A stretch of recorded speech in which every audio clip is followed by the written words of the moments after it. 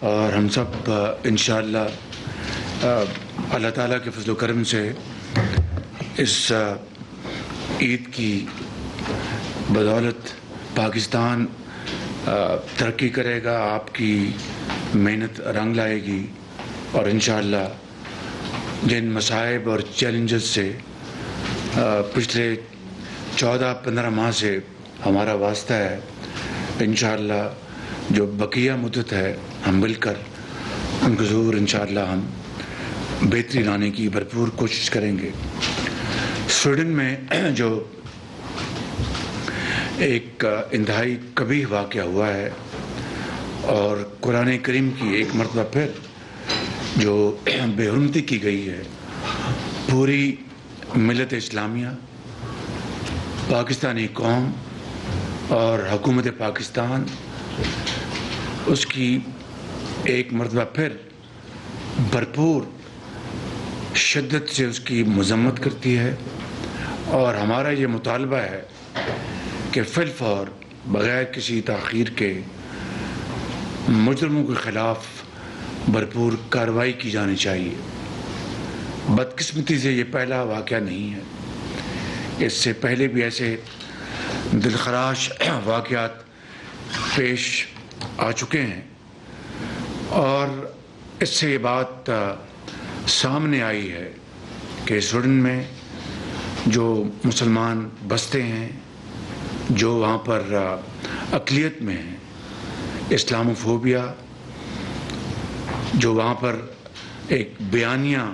جو بنایا گیا ہے نفرت کا اور تفریق کا، اس کو پاکستان کی حکومت نہ صرف اس کی مذمت کرتی ہے بلکہ مطالبہ کرتی ہے سویڈن کی حکومت سے کہ وہ ان واقعات کا، اس بیانیے کا بھرپور نوٹس لے، اور مجھے اس بات کا بڑا اطمینان ہے کہ OIC نے اس بارے میں ہنگامی اجلاس بلایا، اور اس اجلاس میں اس کبھی حرکت کی بھرپور مذمت کی گئی، اور مطالبہ کیا گیا کہ نہ صرف مجرموں کے خلاف بھرپور تادیبی کارروائی کی جائے بلکہ آئندہ کے لیے ایسے واقعات کی روک تھام ہونی چاہیے۔ پاکستان کی حکومت OIC کے اس اجلاس اور اس فیصلے کی بھرپور تائید کرتی ہے، اور امید کی جانی چاہیے کہ آئندہ اس طرح کا واقعہ نہیں ہوگا، اور ہمارا یہ مطالبہ سویڈن کی حکومت سے بڑا جائز ہے، اور ہم اپنی وزارت خارجہ کے ذریعے اس کا بھرپور فالو اپ بھی کریں گے انشاءاللہ۔ آپ نے دیکھا کہ چند دن پہلے اللہ تعالیٰ کے فضل و کرم سے IMF کے ساتھ پاکستان کی ڈیل بے پناہ کاوشوں کے بعد وہ ایک منطقی انجام پر پہنچی۔ اس کے لیے میں اپنی کابینہ کے تمام آنریبل ممبرز کو، اور خاص طور پر فنانس منسٹر صاحب کو اور ان کی ٹیم کو، اور متعلقہ جو ہمارے وزارتیں ہیں، ان سب کو دل کی اتھاہ گہرائیوں سے مبارکباد پیش کرتا ہوں کہ شبانہ روز محنت کے بعد اللہ تعالیٰ نے یہ اپنا خاص کرم فرمایا، اور IMF کے ساتھ 9 مہینے کا سٹینڈ بائی ایگریمنٹ ہوا، تو $3 ارب ان 9 ماہ میں پاکستان کو ملیں گے، اور پہلی قسط جولائی میں $1.1 بلین کی ہوگی۔ اس میں جس طرح میں نے کہا کہ وزیر خزانہ اسحاق ڈار صاحب نے اور ان کی ٹیم نے شبانہ روز محنت کی، اور یقیناً محنت اللہ تعالیٰ رائے گا نہیں جانے دیتے۔ اسی طریقے سے ہماری کابینہ کے معزز فارن منسٹر نے انہوں نے سفارتی سطح پر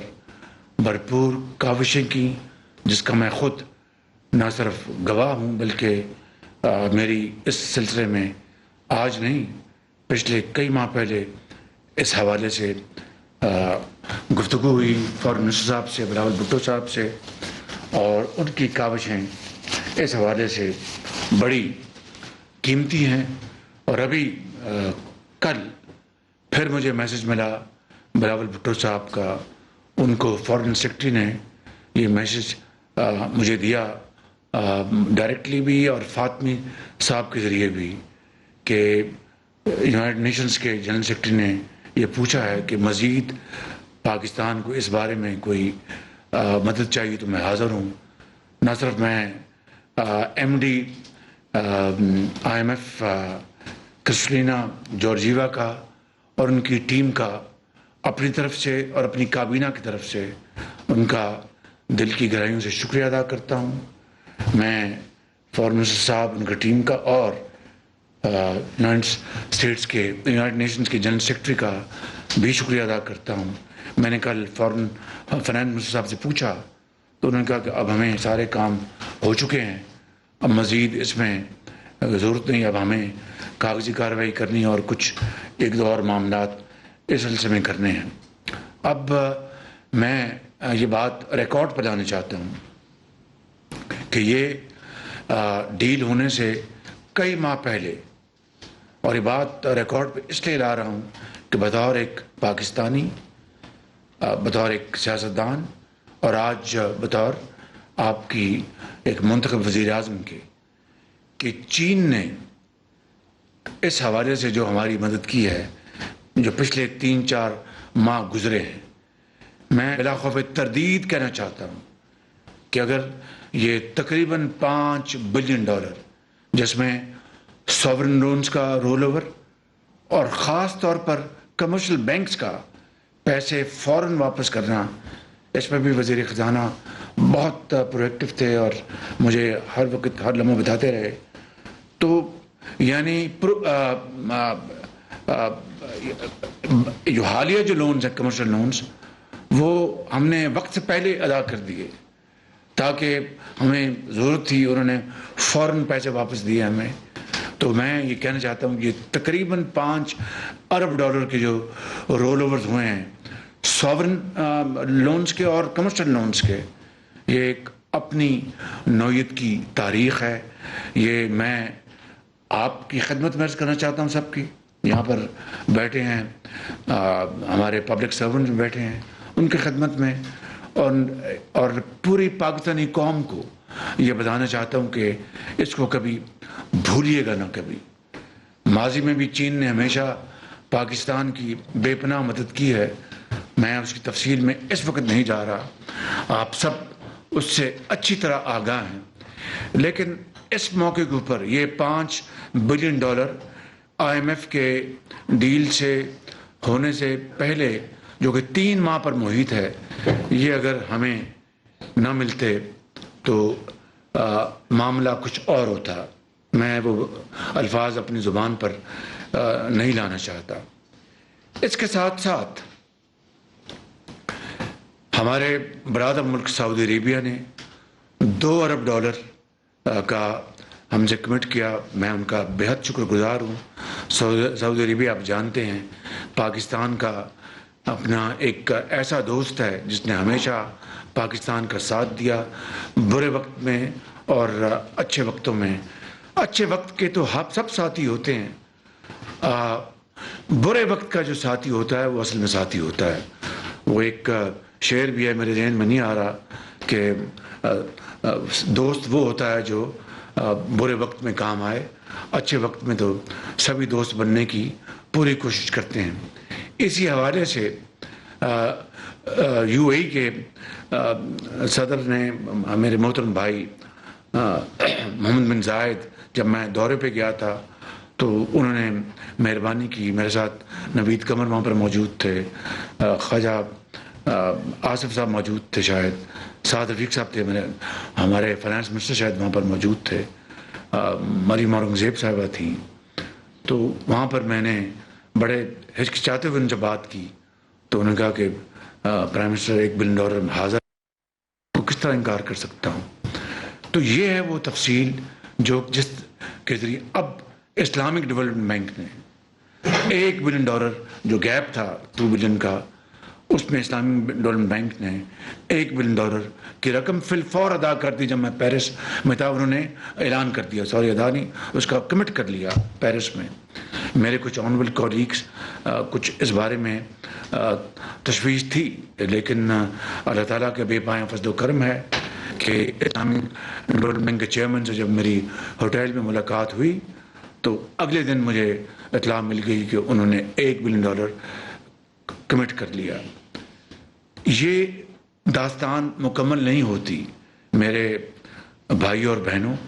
کہ اگر میں اس میں اس بات کا ذکر نہ کروں کہ سعودی عرب سے $2 بلین کو لانے میں ہمارے سپہ سالار کا کلیدی رول ہے، ان کا کلیدی رول ہے، ان کا جنرل عاصم منیر صاحب کا.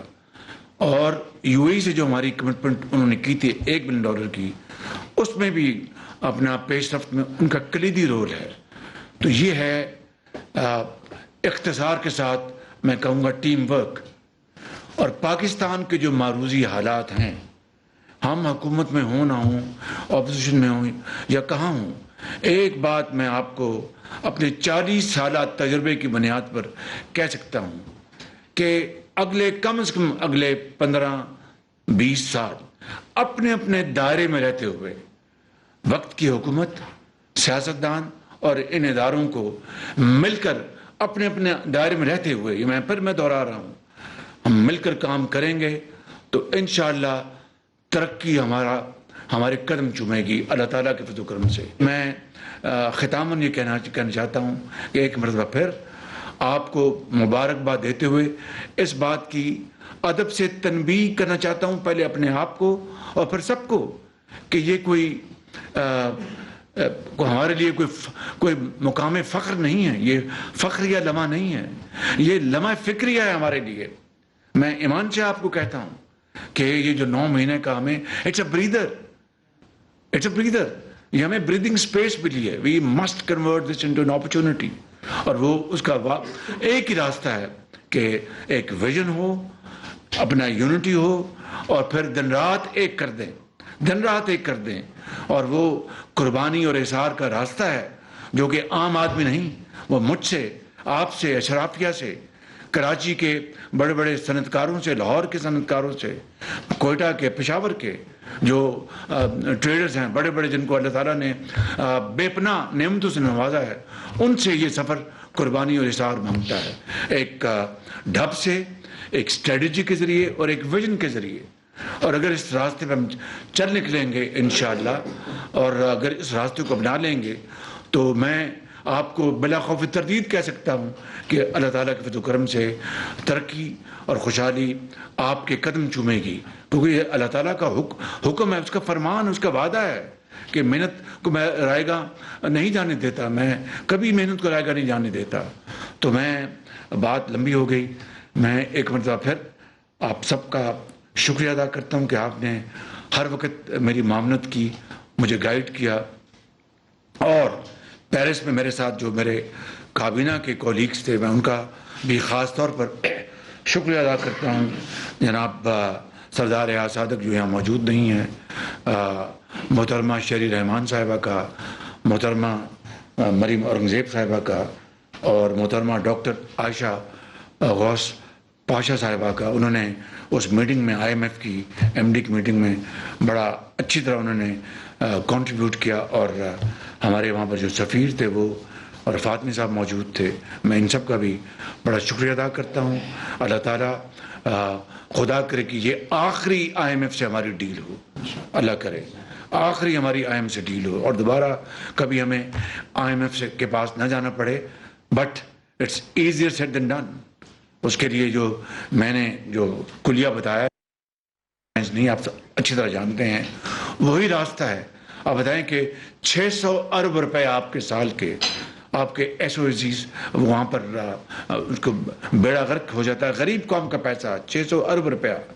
چاہے وہ اسٹیل مل ہے، چاہے وہ بند پڑے اسٹیل پلانٹس ہیں، چاہے وہ بند پڑی مشین ٹول فیکٹریز ہیں، چاہے وہ بند پڑی الیکٹریکل فیکٹریز ہیں، چاہے وہ پی آئی اے ہے، چاہے وہ آپ کے جو دوسرے ادارے 600 اس میں اپنے آپ کے غرق ہو جاتے ہیں. 600 ارب کا مطلب ہے کہ $2 بلین. تو کس طرح آپ ترقی کر سکتے ہیں؟ یہ وہ فیصلے آپ کو کرنے ہوں گے. اللہ کرے کہ جس کو بھی اللہ تعالیٰ موقع دے اگلے الیکشن کے نتیجے میں جو میں بتائے گی، خدا کرے کہ اس راستے پہ چلے گی. لیکن ان 42-40 دنوں میں کیبنٹ کے ایک ممبر سے انڈیویجولی اور کلیکٹیولی گزارش کروں گا کہ پالیسی فریم ورک کے حوالے سے ہم جو کچھ کر سکتے ہیں وہ ہم کر جائیں، تاکہ ایک گراؤنڈ اس کی ایک فاؤنڈیشن بن جائے، تاکہ لوگوں کو یہ علم ہو کہ اس کولیشن گورنمنٹ نے ایک ویژن دیا تھا. خالی آئی ایم ایف ڈیل کے اوپر اکتفا نہیں کیا، بلکہ جو اگلا جو روڈ میپ ہے اس کے اوپر انہوں نے ایک ویژن دیا، پالیسی گائیڈ لائنز دی. یہ آپ کی ایک لیگیسی ہوگی. آپ سب کا شکریہ ادا کرتا ہوں.